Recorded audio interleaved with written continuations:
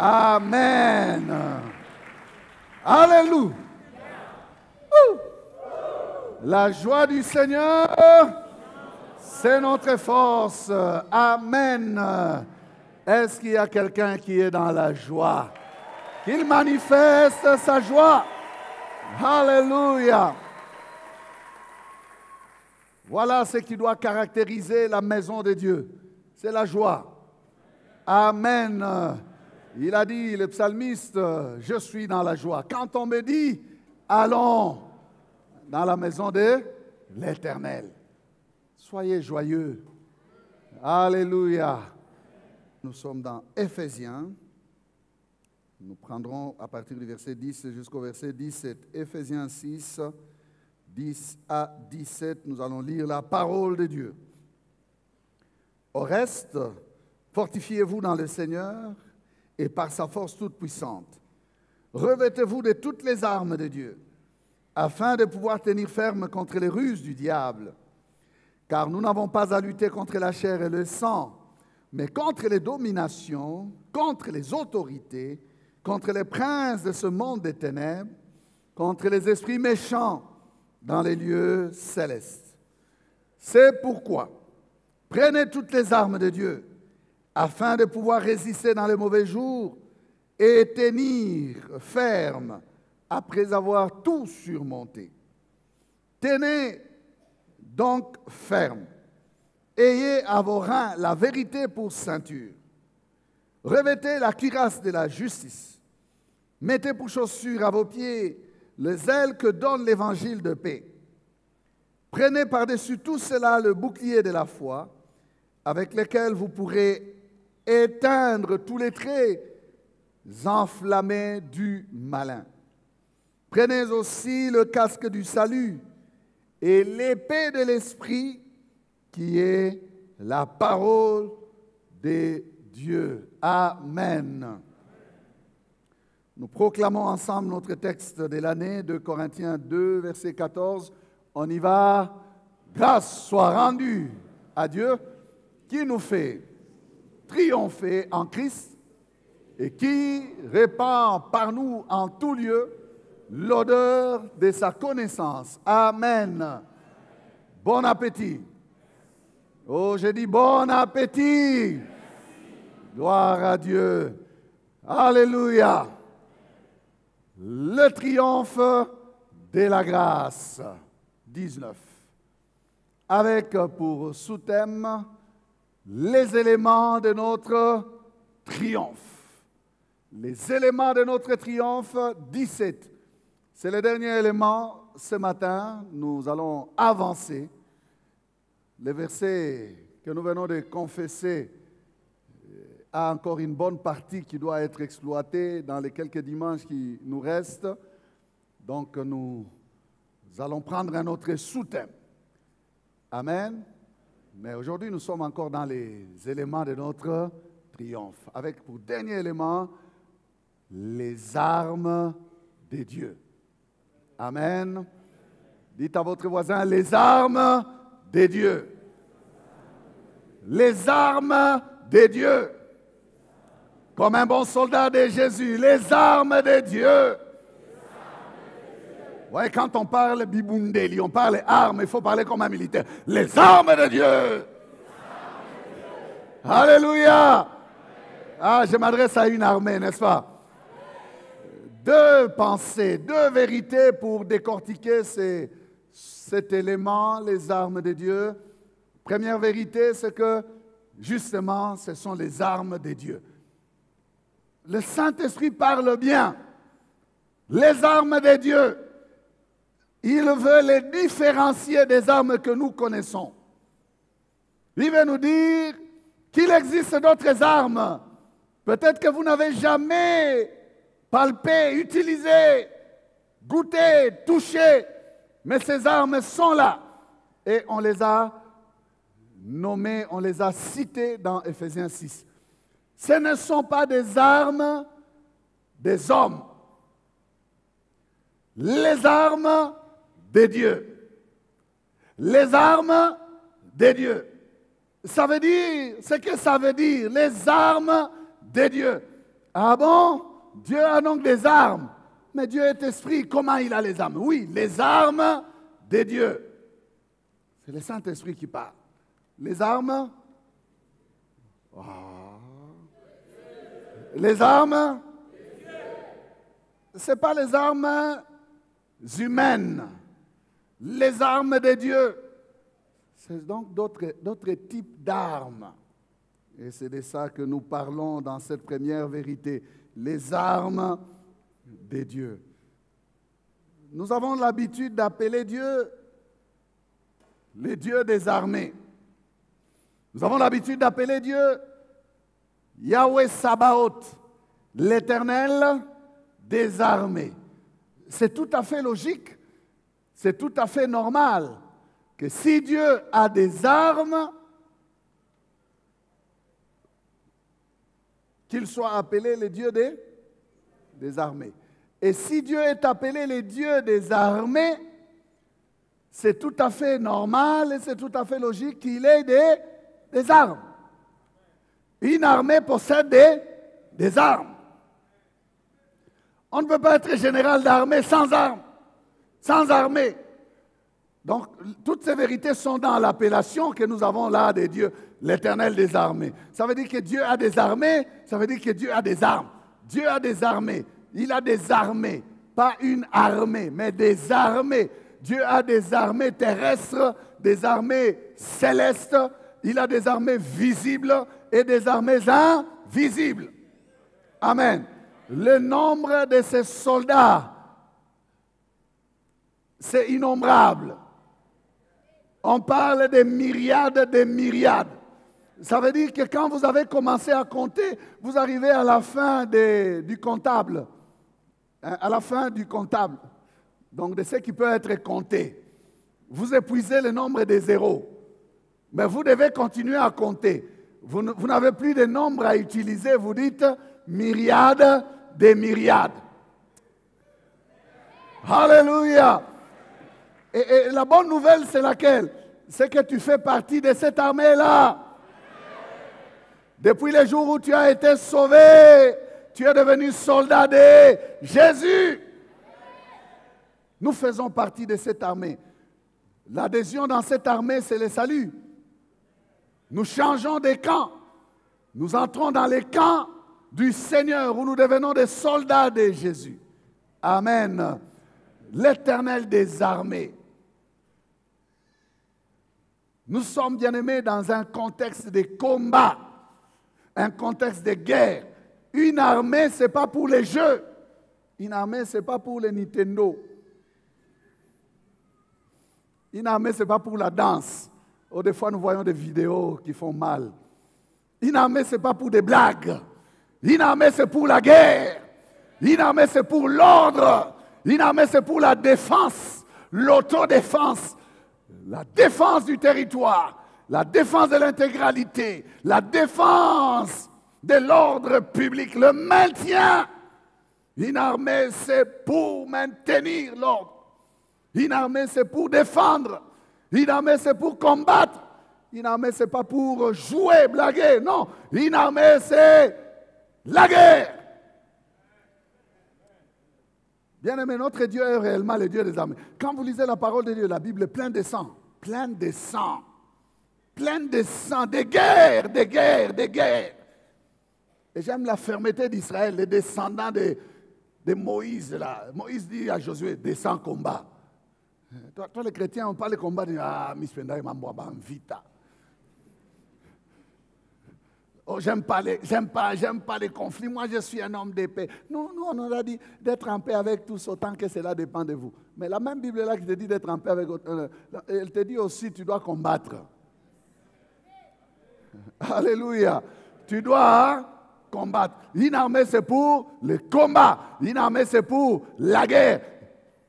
Je disais, j'aime la fermeté d'Israël. Tu tapes, il tape. Vous vous souvenez des informations, hein? Les enfants des Juifs, là. Yeah. Une armée, c'est pour la guerre. Le combat. La discipline. Une armée, c'est la discipline. Pas les jeux, la discipline. Pas de blagues, la discipline. On ne passe pas de temps à discuter avec les militaires, les armes, l'armée. Non, là, on exécute. Quand on donne, les commandants donnent des ordres, les soldats, io.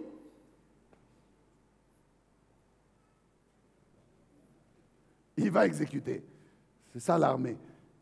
Et ça doit être ça l'armée de Dieu. Alléluia. Nous sommes dans la pensée des armes de Dieu. Si Dieu a des armes, si on dit les armes de Dieu, donc ces armes doivent être différentes des armes des hommes.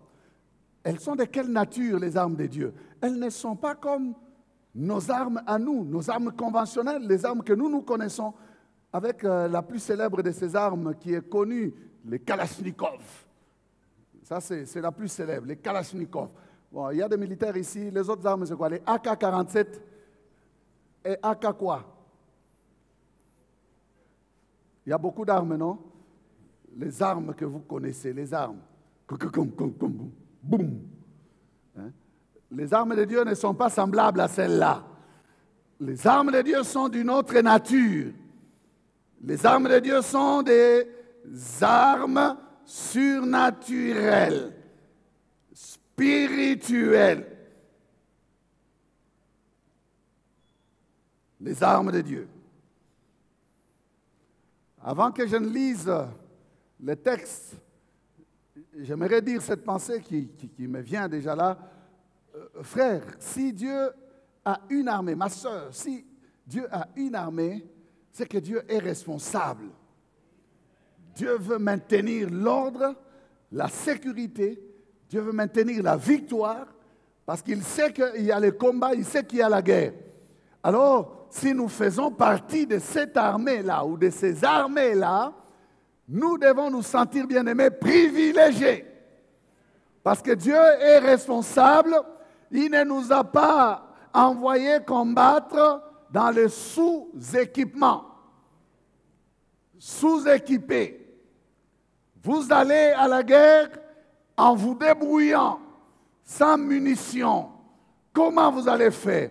Vous allez à la guerre sans équipement. Comment vous allez faire? Surtout lorsque vous allez combattre un ennemi qui est suréquipé et organisé. En l'occurrence, Satan le diable. Il a toute une hiérarchie. Vous avez les dominations, les autorités, les mauvais esprits méchants qui agissent dans les lieux célestes. Vous avez une armée en face de vous qui a des trucs terribles, qui lance des flèches, qu'on appelle dans Ephésiens 6, là, tous les traits enflammés. Est-ce que je parle à quelqu'un qui suit la pensée de ce message? Les traits enflammés. Donc, vous allez combattre face à un monsieur comme ça, surarmé, suréquipé, vous y allez bredouille. Ce serait irresponsable. Ce serait irresponsable. Si une armée manque d'équipement, elle est perdante. Elle ne peut engager la guerre. D'ailleurs, je me souviens du conseil de Jésus qui a dit qu'il faut passer les troupes en revue, s'asseoir et calculer avant de s'engager. Si tu trouves que tu n'arriveras pas à remporter les combats face à l'autre, fais quoi? Envoie une ambassade, négocie avec l'autre pour éviter de pleurer tes dépouilles. Pour éviter de pleurer tes dépouilles. Jésus est sage, hein? Il a tout parlé, il a tout dit. C'est dans la Bible, frère. C'est des notions de guerre. Est-ce que je parle à quelqu'un? C'est des notions de guerre. Et c'est là, c'est dans les Écritures. Quelle sagesse. Donc, c'est un Père responsable qui nous a privilégiés. Il a récupéré le pouvoir lui-même, il dit, tout pouvoir m'a été donné. Et puis après, il dit, je voulais aussi donner, je vous ai donné le pouvoir de marcher sur les serpents, les scorpions et sur toute la puissance de l'ennemi. De qui? De l'ennemi. Et il ajoute, il dit quoi? Rien ne pourra vous nuire. Triomphe. Triomphe! Il nous a donné le pouvoir. Exerçons ce pouvoir. Nous sommes privilégiés. Amen. Alors, je lis le verset. La nature de ces armes, c'est quelle nature? Est-ce que les armes de Dieu sont comme nos armes à nous? Non. elles sont d'une nature spirituelle. 2 Corinthiens 10, versets 3 à 5. Si nous marchons dans la chair, nous ne combattons pas selon la chair. Car les armes avec lesquelles nous combattons ne sont pas charnelles. Donc, oubliez la pensée des armes, Kalachnikov et tout ça là. Les armes de Dieu ne sont pas charnelles. Mais elles sont puissantes. Elles sont comment? Puissantes par la vertu de Dieu pour renverser les forteresses. Nous renversons les raisonnements et toute hauteur qui s'élève contre la connaissance de Dieu et nous amenons toute pensée captive à l'obéissance de Christ. J'ai préféré trouver une autre version pour que les sens soient rapprochés de la compréhension commune. Nous prenons la parole de Vie 2017. Elle dit ceci. Nous sommes des hommes, c'est vrai. Pourtant, nous ne luttons pas d'une façon humaine. Déjà dans cette première pensée ici traduite, vous voyez, le Seigneur dit, c'est vous là les hommes, les humains, dans votre faiblesse là. Vous ne devez pas combattre comme des simples humains. Je vous ai donné la possibilité d'entrer dans un combat qui n'est pas humain. Est-ce que je parle à quelqu'un? Nous sommes des hommes, c'est vrai. Hein? Pourtant, nous ne luttons pas d'une façon humaine. Shift. Nous sommes allés dans une autre dimension, non? Nous luttons dans quelle dimension? Dimension qui n'est pas humaine, c'est la dimension surnaturelle, la dimension spirituelle. OK? Vous êtes avec moi? Verset 4. Non. Les armes qui nous servent à lutter ne sont pas des armes humaines. Mais leur force vient de Dieu pour détruire tout ce qui lui résiste. Nous détruisons les façons de penser qui sont fausses. Verset 5. Nous renversons tous les raisonnements que des orgueilleux opposent à la connaissance de Dieu. Nous voulons changer l'esprit des gens pour qu'ils obéissent au Christ.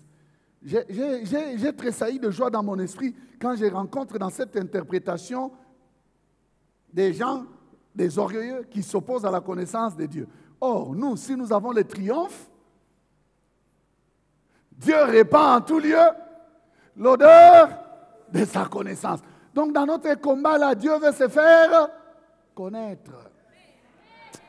Toi, tu ne trouves pas ces choses-là. Ça sont des choses de ceux qui méditent.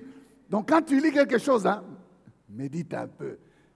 Tu vois la pensée qui est là-bas, connaissance de Dieu. Tu vois ici, connaissance de Dieu. Tu essayes de réfléchir. Donc, dans le combat, là, il y a la connaissance de Dieu qui doit se manifester. Hein. Frère, pika, batayo kuna Mungu. Alléluia! Frappe, on saura que tu as. Hein? Oh. Je vais vite, hein, je vais vite. Il y a une très grande description de la nature des armes de Dieu ici dans ça. Bien aimé, ce sont des bonnes révélations. Dieu a mis à notre disposition, nous, ses enfants, malgré notre qualité d'homme, d'avoir accès au surnaturel concernant le combat, avec des armes surnaturelles. Et il dit, ces armes tirent leur force de Dieu. L'autre terme de Louis II, c'est par la vertu. Elles sont puissantes par la vertu de Dieu. Il dit, elles tirent leur force de Dieu. Bien aimé, avez-vous déjà vu une arme qui tire la force de Dieu échouer d'atteindre son but? Une arme qui tire la force de Dieu d'atteindre l'objectif de Dieu? Non. Ce sont des armes puissantes. Elles tirent leur force de Dieu pour détruire tout ce qui lui résiste. Et ce n'est pas moi qui dis ça, c'est la parole. Pour détruire tout ce qui lui résiste. Tout ce qui lui résiste. Frère, les armes de Dieu sont puissantes. Les armes de Dieu sont efficaces. Les armes de Dieu sont des armes surnaturelles. Elles sont différentes des armes des hommes. Amen. Alors on avance. Il y a deux mots ici qui sont intéressants, qu'il nous faut prendre concernant les armes de Dieu. Il nous faut nous revêtir de ces armes. Le verset 11, Ephésiens 6, 11. Revêtez-vous de toutes les armes de Dieu. C'est un ordre. Revêtez-vous. C'est revêtir, c'est porter sur soi. C'est s'habiller. Le contraire, c'est se dévêtir, c'est en être dépouillé. Non, revêtez-vous, habillez-vous, ayez sur vous les armes. Et lesquelles? Toutes les armes de Dieu. Pas quelques armes, toutes les armes de Dieu. Dites avec moi, toutes les armes de Dieu. Voilà l'ordre. Revêtez-vous de toutes les armes de Dieu. Pourquoi? Afin de pouvoir tenir ferme contre les ruses du diable. Ne manquez pas aucune. N'en manquez aucune. Revêtez-vous de toutes les armes de Dieu. Et vous allez tenir ferme contre toutes les ruses du diable. Ça veut dire que quand le diable voudra passer par ici, il y a une arme qui va l'arrêter par là. Il va passer par là, une autre arme va l'arrêter par là. Passer par là, il y a une autre arme va l'arrêter là. Afin de pouvoir tenir ferme. Tenir ferme, tenir ferme, tenir ferme. Ce message vient après résister au diable. Donc, nous sommes encore avec lui là. Tenir ferme contre toutes les ruses du diable. Vous allez lui résister lorsque vous aurez revêtu toutes les armes de Dieu. Pas quelques armes. Soldats de Jésus, ne faites pas l'erreur de trier quelques armes. Est-ce que tu peux mettre la photo du soldat romain? Revêtez-vous. C'est le soldat romain. L'apôtre Paul parle, il prend référence sur l'armure d'un soldat romain. Et c'est sur cette armure-là du soldat romain qu'il trouve des applications à l'armure du chrétien, qui est une armure spirituelle, qui n'a rien à voir avec ça, mais les termes qu'il va utiliser sont des termes qui sont semblables à l'armure humaine d'un soldat romain. Ce n'est pas un soldat de nos jours, c'est un soldat de son époque, les seuls qu'il connaissait, lui, Paul, dans son empire romain, de l'époque où il a vécu. Nous avons lu ses armes. Il y a les casques à la tête, casque du salut. Il y a la cuirasse de justice, il y a l'épée de l'esprit qui est à la main, il y a le bouclier de la foi qui est là, il y a les chaussures qui sont aux pieds des sandales, il y a la ceinture qui est là, la ceinture de vérité. Donc chaque élément de cette armure a son semblable pour une armure spirituelle. Amen. Il faut se revêtir de toutes ces armes. Il dit, revêtez-vous. Ça, c'est le premier mot. Au verset 13, nous gardons cette armure-là à l'écran. Il dit, prenez. Au verset 13, il dit, c'est pourquoi. Je vous ai déjà parlé de c'est pourquoi, ça veut dire que c'est une conclusion qui intervient là. C'est pourquoi. C'est pourquoi. Prenez toutes les armes de Dieu. Prenez toutes les armes de Dieu, afin de pouvoir résister dans les mauvais jours et tenir ferme après avoir tout surmonté. Amen. Vous avez ici, on a parlé de revêtir, c'est avoir sur soi. Maintenant, on parle de prendre. Ça dit presque la même chose, mais c'est une insistance. Et ici, je trouve que c'est un verbe d'action. Et je pense qu'il y a une nuance à faire. Quelqu'un peut avoir l'armure sur soi et ne pas l'utiliser. Amen. Vous pouvez avoir l'armure sur vous et ne pas l'utiliser. Mais ici, on te dit de passer à l'action.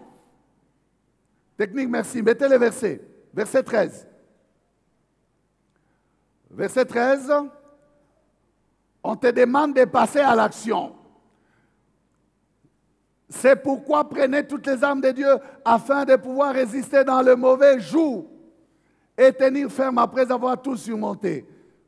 Vous savez, il y a des versets, quand vous lisez comme ça, vous pouvez vite passer, hein, vous voyez que c'est un verset. On dit, c'est pourquoi prenez toutes les armes de Dieu afin de pouvoir résister dans les mauvais jours et tenir ferme après avoir tout surmonté. Frère, ça ici, ça peut prendre 4 ans, 5 ans, ça peut prendre 3 jours, 1 mois, ça peut prendre 1 heure ou 2 heures, mais il y a un temps qui s'écoule entre prendre les armes de Dieu, passer par la résistance à cause du mauvais jour qui s'élève, tenir ferme après avoir tout surmonté. Est-ce que quelqu'un voit le cheminement de ces temps-là? C'est pourquoi prenez toutes les armes de Dieu. Encore, prenez toutes les armes de Dieu. Prenez toutes les armes de Dieu. Pourquoi? Parce qu'il va y avoir des temps difficiles qui vont venir. Il va y avoir des situations délicates qui vont venir. Il va y avoir des problèmes qui vont surgir. Les problèmes viendront. Frère, tant que nous sommes sur cette terre et que nous sommes dans un corps comme celui-ci, nous passons par des mauvais jours. Le mauvais jour, les situations difficiles. Mais lorsqu'on a pris toutes les armes de Dieu, peu importe les mauvais jours qui peuvent arriver ou qui peuvent arriver, on va tenir ferme et on va tout surmonter. Vous voyez les temps, hein? Prenez toutes les armes. Ce sont ces armes qui vous amèneront au triomphe. L'objectif de Dieu, c'est quoi? C'est de vous amener à tout surmonter. L'objectif de Dieu, c'est quoi? C'est de vous amener à traverser les mauvais jours, les problèmes qui arrivent, les combats face aux sorciers de votre famille. Ma soeur, que Dieu te bénisse, tu résistes. Ce n'est pas à toi de fuir, c'est à eux de fuir. Tu vas tenir ferme.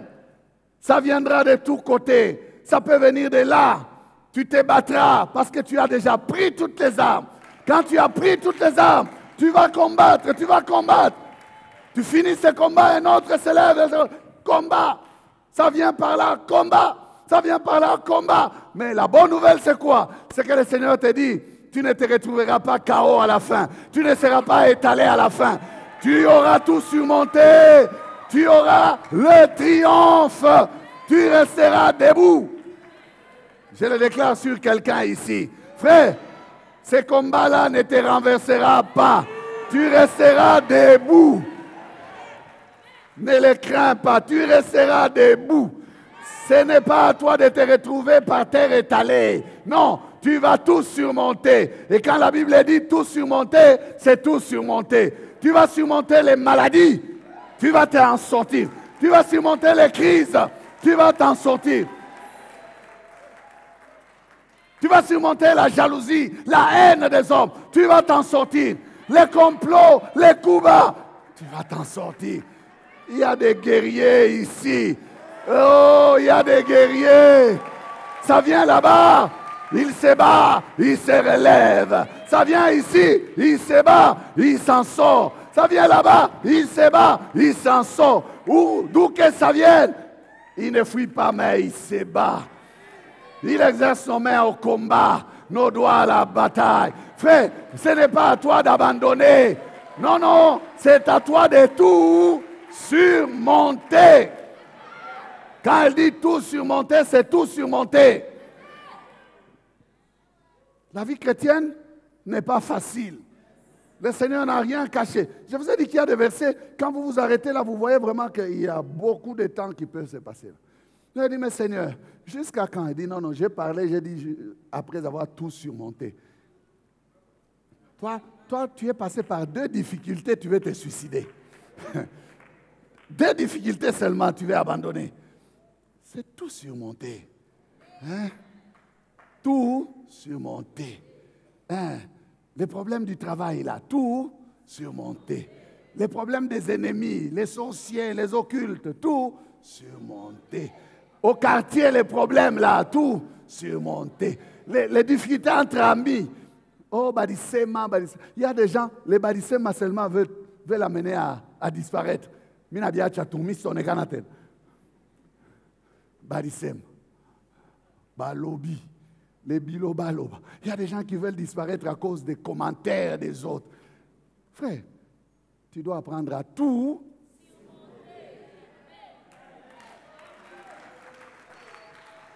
Tout surmonter, ça veut dire tout surmonter. Vous savez, le français, il est aussi intéressant. Des fois, il faut le comprendre simplement. Surmonter, ça veut dire Pandayulu abile mamambo. Monte sur ça. Hein? Ça monte là-dessus. Mais toi, tu te laisses écraser. Toi, non. Tu vas tout surmonter. Est-ce que j'ai dit que ça sera facile? Non. Ça ne sera pas facile. mais tu vas y arriver. Il y a quelqu'un qui se découvre et dit, moi je suis faible, est-ce que moi je peux... Oh, moi je suis... Non, j'ai dit ici, que tout chrétien, je parle du chrétien, le problème de nos jours, c'est quoi? C'est qu'on doit expliquer qui est chrétien. Non.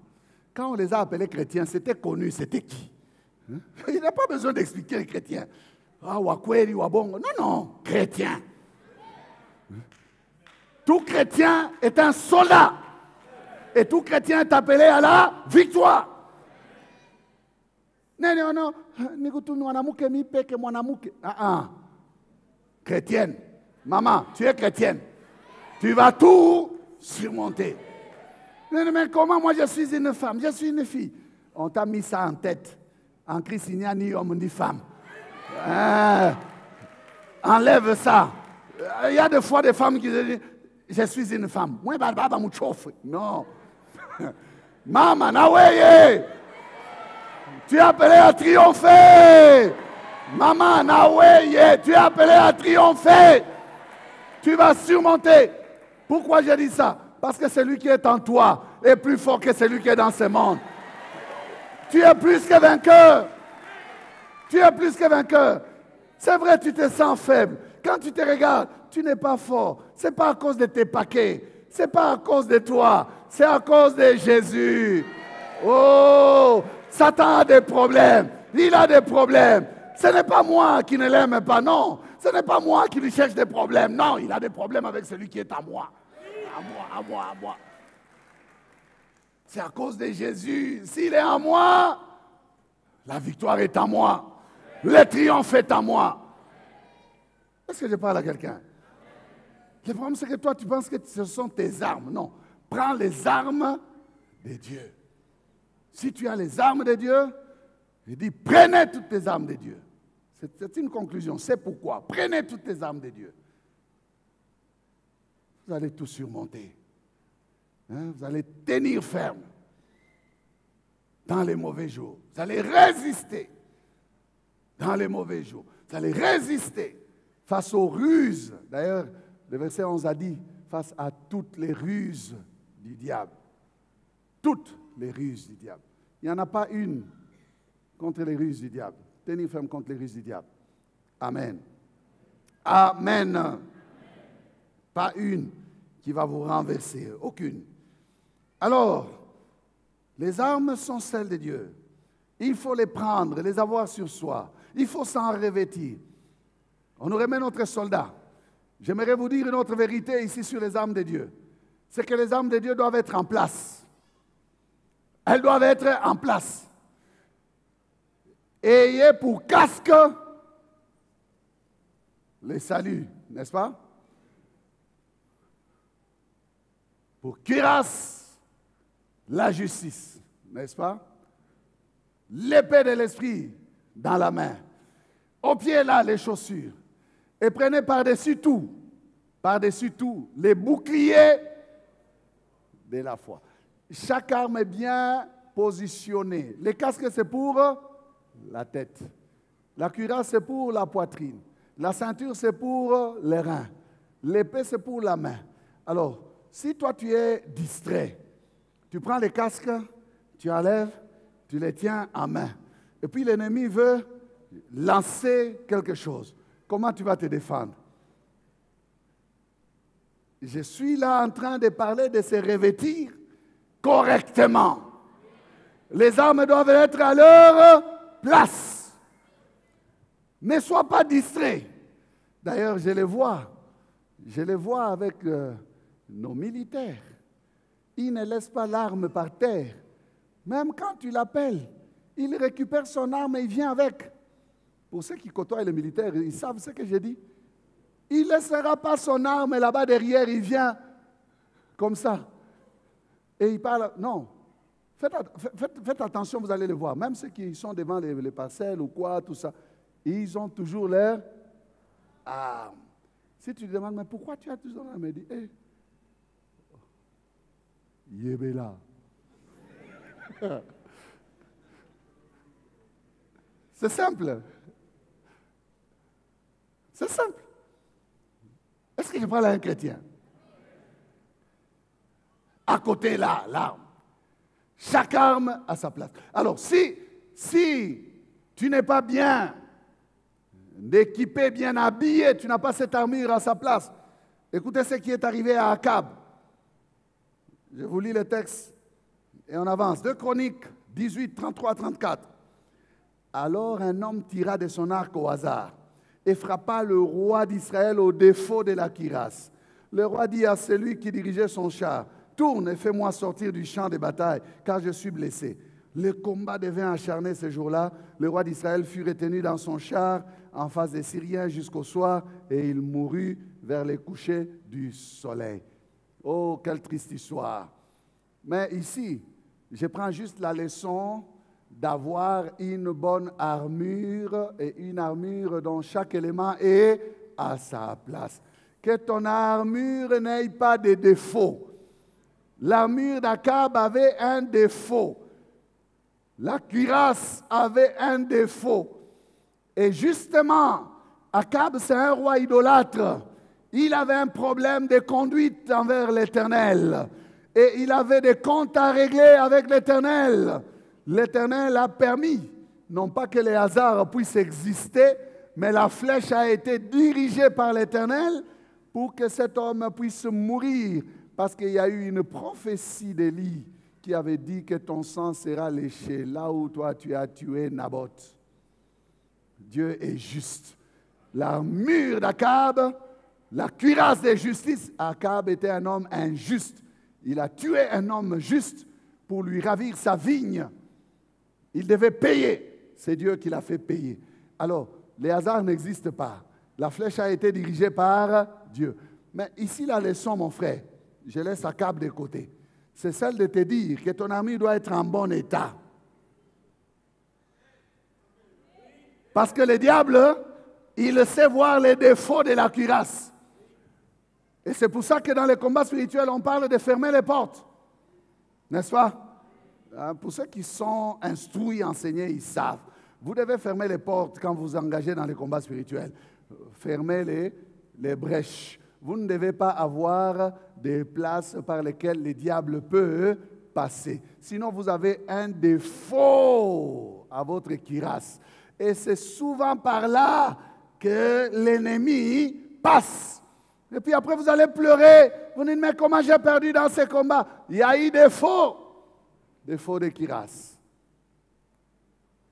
Est-ce que je parle à quelqu'un?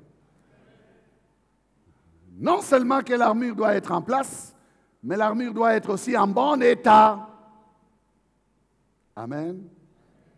Les armes de Dieu, ce sont des armes spirituelles, surnaturelles. Se revêtir, c'est s'habiller, porter sur soi. Prendre, c'est utiliser. Dans les mauvais jours, passer à l'action, savoir manipuler les armes. Et parmi toutes ces armes, vous avez une arme qui nous sert d'attaque. C'est l'épée. Les autres armes sont des armes qui nous protègent. Amen. Des armes qui nous protègent. La deuxième vérité pour avancer. La deuxième vérité, c'est la ruse du malin face aux armes de Dieu. Pour ceux qui notent, la ruse du malin face aux armes de Dieu. 1 Samuel 13, 19 à 22. On ne trouvait point de forgerons dans tout le pays d'Israël, car les Philistins avaient dit, empêchons les Hébreux de fabriquer des épées ou des lances. Soulignez cela. Les Philistins avaient dit, empêchons les Hébreux de fabriquer des épées ou des lances. Et chaque homme en Israël descendait chez les Philistins pour aiguiser son soc, son hoyau, sa hache et sa bêche. Quand les tranchants des bêches, des hoyaux, des tridents et des haches étaient émoussés, et pour redresser les aiguillons.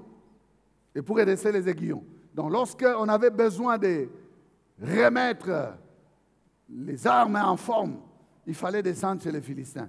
Et encore là, ce n'était que pour les outils d'agriculture. Parce que les Philistins ne voulaient pas que les enfants d'Israël aient des épées ou des lances.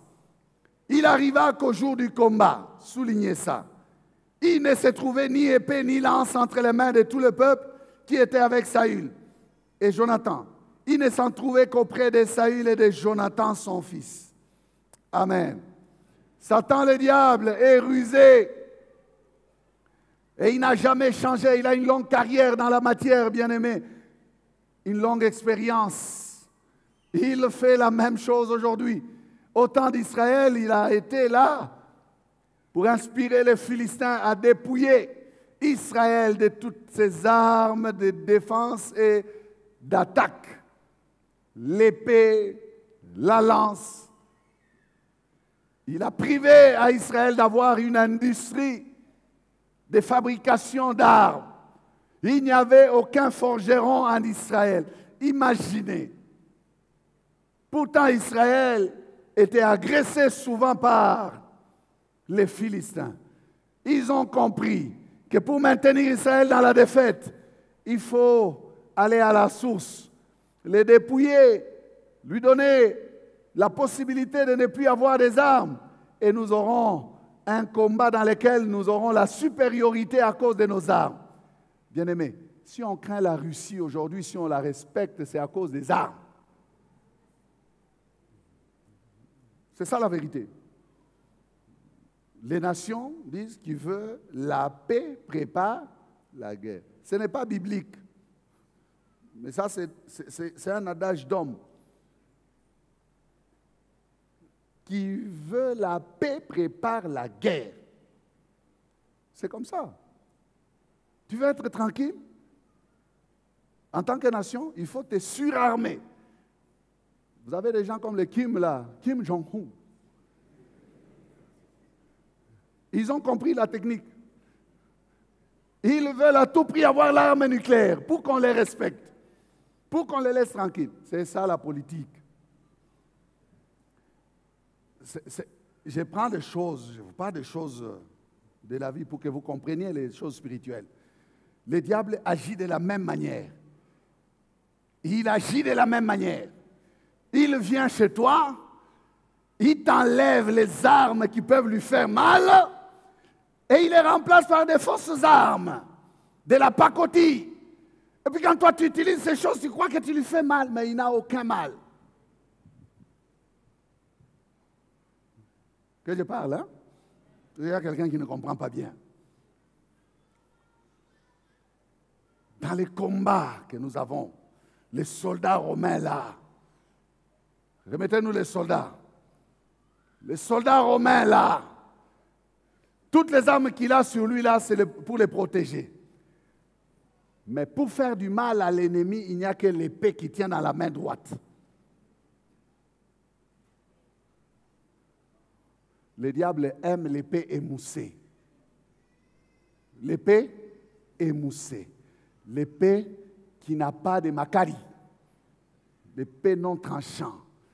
Alors il vient, il distille les faux enseignements dans l'Église. Il nous amène des enseignements de prospérité plus que toute autre chose.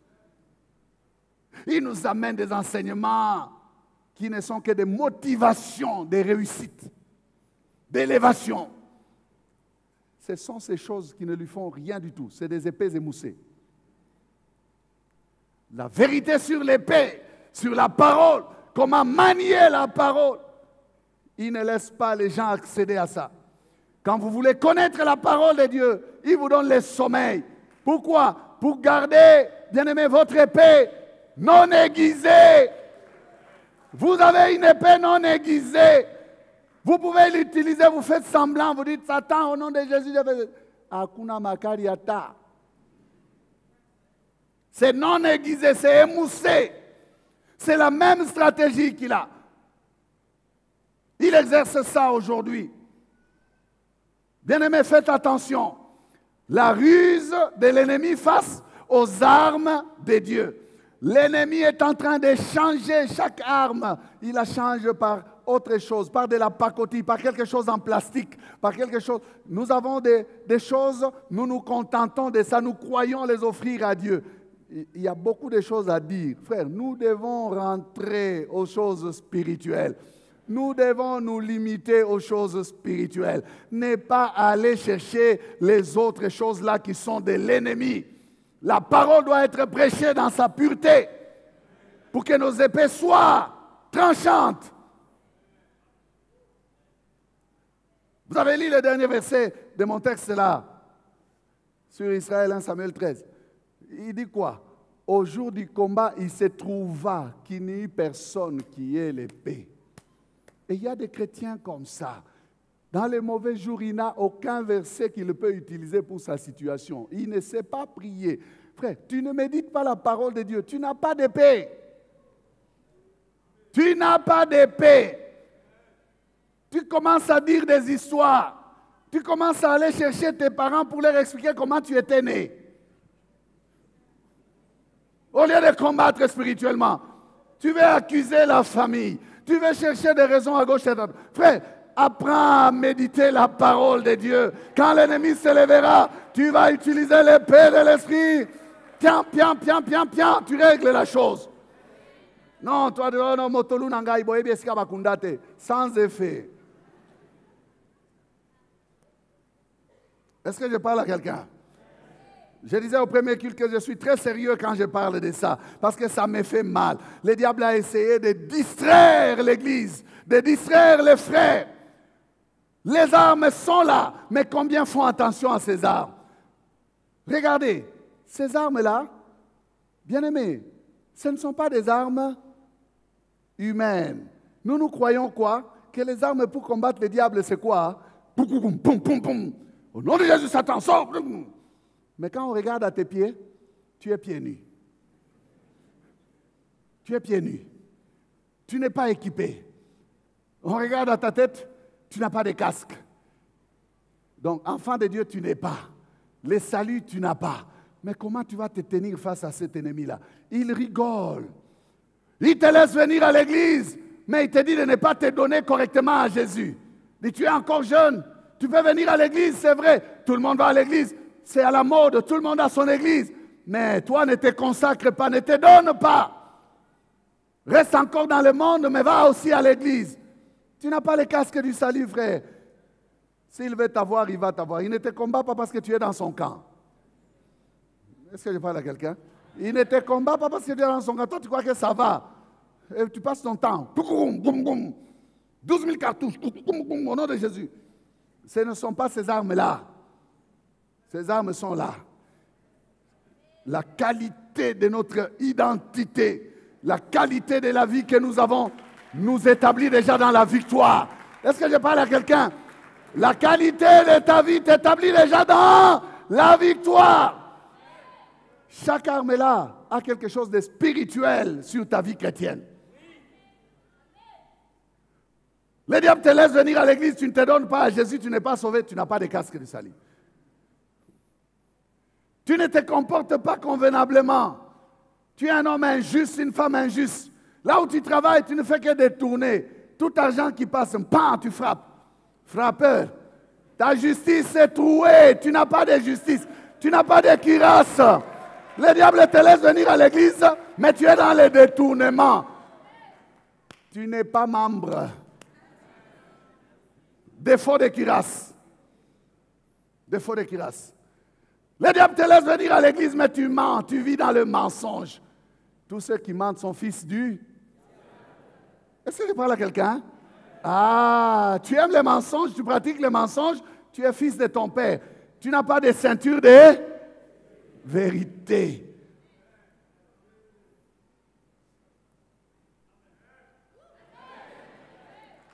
Oh non, c'est un mensonge stratégique. Je voudrais parler de ce pasteur qui est arrivé aux États-Unis à cause de Mukanda. Il a dit, je vais faire le Lokuta à Abraham. J'ai dit, ce n'est pas ma femme. Parce que oui, je trouve une femme américaine comme ça, Nana Mukanda. Pasteur? De l'église de qui? Le diable est rusé. Il y a beaucoup de gens comme ça. Ils sont dans n'importe quel type d'aventure, mais il se dit qu'il est chrétien. Il chante des louanges. Il chante des louanges. Le diable te laisse venir ici, comme nous étions là hier, venir louer le Seigneur. Mais quand tu loues le Seigneur, tu ne loues pas le Seigneur, tu loues le diable, parce que toi, tu danses comme...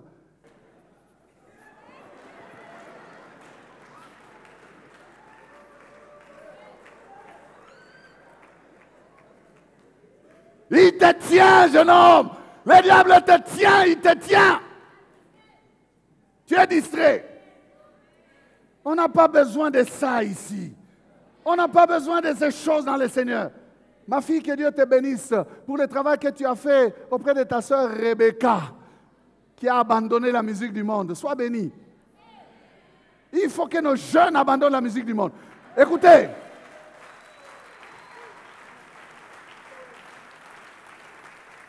Vous n'avez pas besoin de dire, oh, c'est une musique, il y a des paroles, il y a ceci. C'est yeah, c'est la musique de notre époque. Il n'y a pas d'époque. Il y a une identité à défendre. Il y a une identité à défendre. On n'a pas besoin de ça.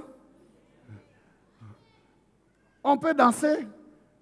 Je ne dis pas qu'on ne doit pas danser. Tout à l'heure, on a dansé. J'ai vu des gens danser là. Vous les avez vus, non? Ils ont dansé. Ça ne ressemble pas aux danses des autres là. C'est un choix à faire. Amen. C'est un choix à faire. Dis que moi là, je suis consacré, je ne peux pas prendre les pas des autres, je les mets dans mon corps, non. Pétrémoussé là. Tu cherches quoi? Tu veux envoûter qui? Tu veux envoûter qui?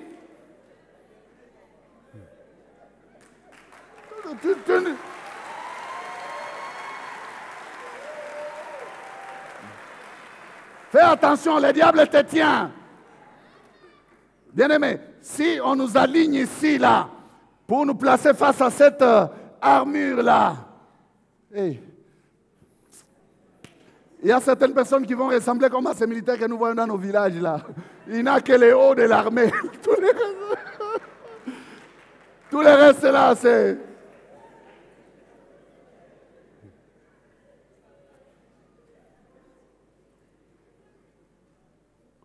Il te laisse venir à l'église, mais il te dit, ne t'engage pas, ne sers pas.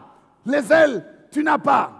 Les ailes de l'évangile, tu n'as pas. Témoigner de Jésus, tu ne témoignes pas. Tu es pieds nus. Tu n'as pas de chaussures. Mais sur ces chemins rocailleux de la vie, comment vas-tu marcher? Tu es blessé, tu n'avances pas. Ta vie n'avance pas parce que tu n'as pas de chaussures. Hey, est-ce que je parle à quelqu'un? Témoigne de Jésus. N'aie pas honte de Jésus. Où que tu sois, parle de ta foi. Parle de ton salut. Communique la vie aux autres.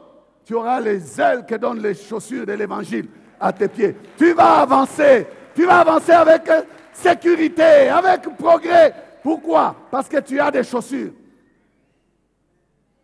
Les chemins parcourus d'embûches, frère. Il nous faut avoir des chaussures propres. Il y a des gens qui sont à l'église il y a longtemps, mais ils sont restés les mêmes. Ils n'avancent pas. On les sent, même quand...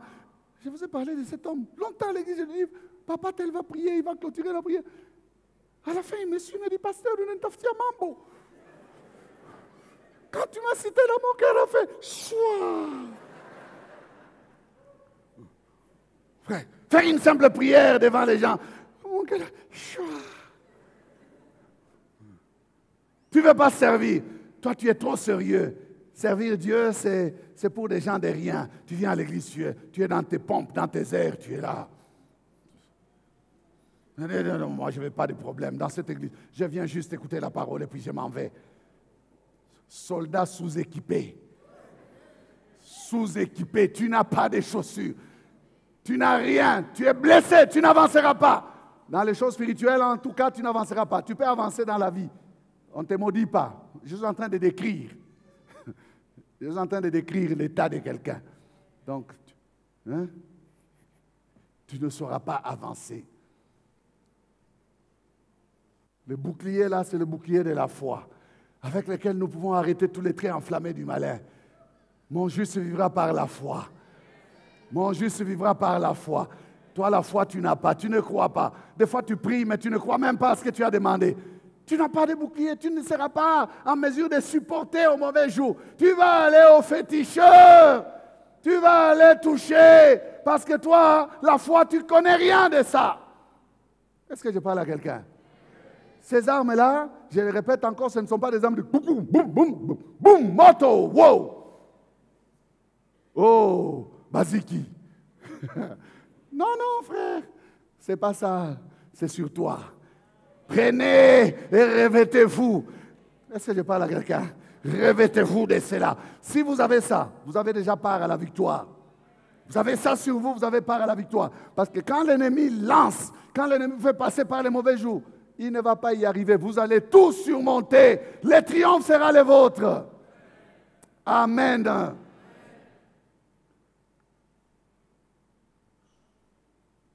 Soyez comme David.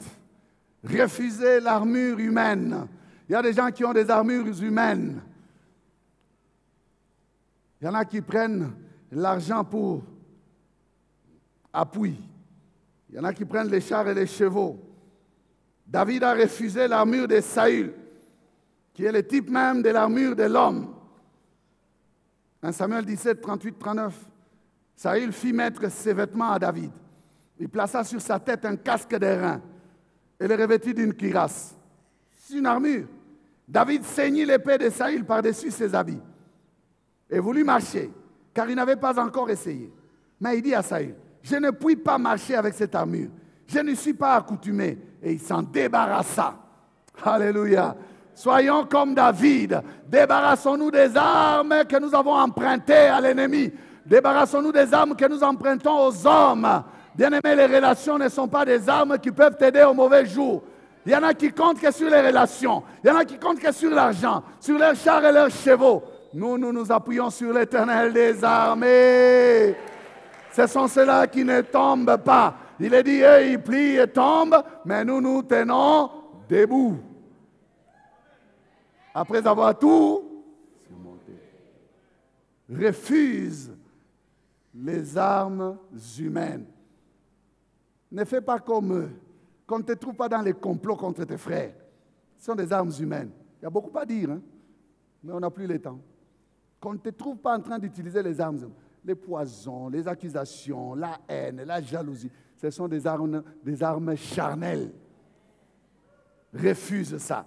Prends les armes de Dieu. Les armes de Dieu sont efficaces. Les armes de Dieu vont t'amener au triomphe véritable. David a vaincu Goliath, non pas avec les armes de Saül, malgré que c'est l'épée de Saül. C'est l'épée de Saül. C'était une arme charnelle. David a refusé ça.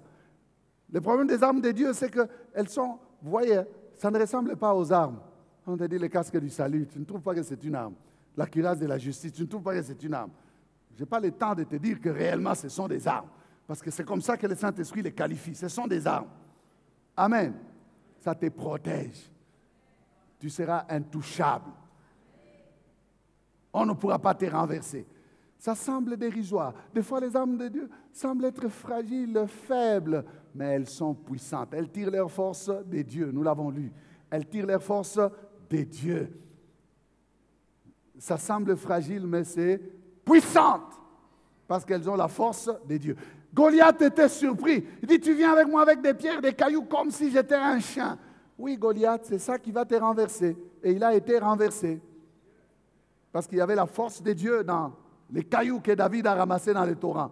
Il y avait la force de Dieu. Bien aimé, ce n'est pas un caillou simple ça, c'était la main de Dieu.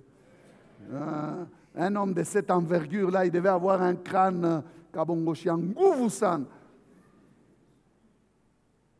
Mais c'est la puissance de Dieu qui a percé ce crâne-là. Il s'est retrouvé KO.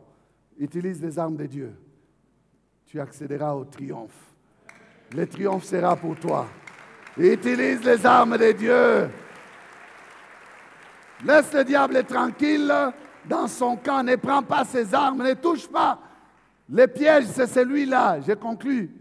Il va te faire croire que tes armes sont inefficaces. Prends ce que lui a. Non, il faut combattre l'ennemi à armes égales. Quelles armes égales? Nos armes sont supérieures. Je disais au premier culte, il y a des gens qui veulent être comme Jacques Boer. C'est le langage qu'ils comprennent. Ou Rambo. Gang à film. Il reste toujours debout. J'ai dit non. Les Jack Bauer, les Rambo sont des petits par rapport à nous. Et nous avons Jésus en nous, le Seigneur des Seigneurs, l'inébranlable. Jésus ne fait jamais d'échec, il n'échoue jamais. Quel est le combat qu'il va perdre? Quel est le combat qu'il va perdre? Si on parle langage humain, c'est pour que tu comprennes que tu vas tout surmonter. Mais lorsque tu auras pris toutes les armes de Dieu, c'est là que tu accéderas au triomphe. Que Dieu vous bénisse.